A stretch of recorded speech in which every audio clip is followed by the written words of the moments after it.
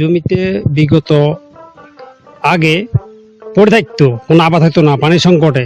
তারপরে হালকা পাতলা গম ভুট্টা আলু আবাদ হতো। তো আমি 2011 সালে বাইরে গেছিলাম, বাইরে থেকে 2018 সালে আইসি। প্রথমে বাড়িতে আসি তখন দুই ছেলেকে নিয়ে বললাম যে আব্বা কি করা যায়, যুবক ছেলে বলে এখন কি করবো আমরা, কিছুতেই না, আমাদের অর্থ কিছু নেই।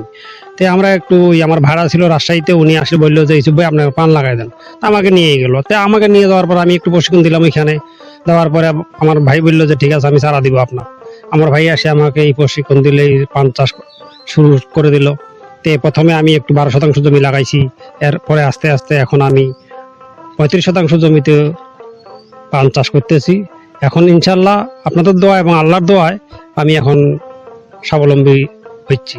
এবং কিছু কিছু কৃষক আমাকে বলতেছে যে ওদেরকে মানে এই প্রশিক্ষণ দেওয়ার জন্য বা পান চাষ শেখার জন্য। তা আমি প্রশিক্ষণও দিব, পান চাষ চারাও দিব, আপনারা আসেন। যদি আমার আশপাশে কোনো কৃষক বলে চায় যে আমি করব, আমি সহযোগিতা করবো ইনশাল্লাহ। তা আমি এই নিয়ে মোটামুটি আপনাদের দোয়ায় আমি মোটামুটি স্বাবলম্বী ইনশাল্লাহ।